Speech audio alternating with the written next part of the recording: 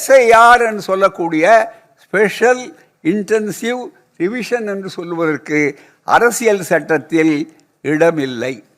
அரசியல் சட்டப்படி இங்கே தேர்தல் ஆணையம் செய்ய இடமில்லை.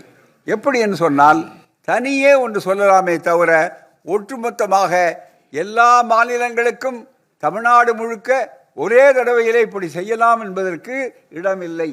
மிக முக்கியமான அடுத்த அடிப்படை என்னவென்றால், இப்போது இந்த சிறப்பாக எப்படியாவது இந்த வாக்காளர்கள் பட்டியலை மாற்றிவிட வேண்டும், வேறு இடங்களை கொண்டு வர வேண்டும் நினைப்பதற்கு இங்கே ஆதார் அட்டை என்ற பல்வேறு குழப்பங்களை எல்லாம் உண்டாக்கி அதில் முடிவெடுக்கக்கூடிய சூழல் இல்லை. அதாவது ரொம்ப ஆபத்தான ஒரு பகுதி எதிலே இருக்கிறதுன்னு சொன்னால் பூத் லெவல் ஆஃபீஸர்ஸ்.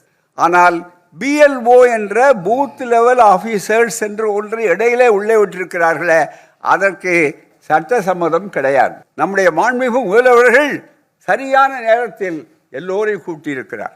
அது மட்டுமல்ல, இது ஒரு குறுகிய கண்ணோட்டத்தோடு ஆளுங்கட்சியா எதிர்கட்சியா என்று பார்க்கவில்லை.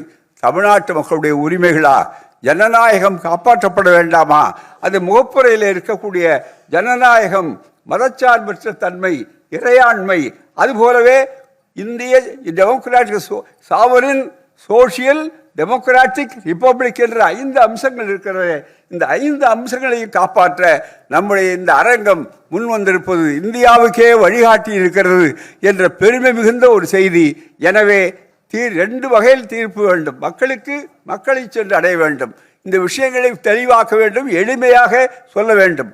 அடுத்தபடியாக அடுத்த கட்டமாக இதில் உச்ச நீதிமன்றம், உயர் நீதிமன்றம், எல்லா மன்றங்களுக்கும் நாம் இந்த வழக்குகளை தனித்தனி அம்சங்களை எடுத்து தெளிவாக எஸ்ஐஆர் எஸ்ஐன்னு சொல்லக்கூடிய அந்த மிக ஸ்பெஷல் இன்டென்சிவ் ரிவிஷனுக்கு அரசியல் சட்டத்தில் இடம் உண்டா, அதை சரியாக பயன்படுத்துகிறார்களா, அதே மாதிரி மற்ற சூழ்ச்சிகள் என்ன, மன்மோகன் சிங் வர்சஸ் சொல்லக்கூடிய ஒரே ஒரு தீர்ப்பு தான் இதில் வந்திருக்கிறது.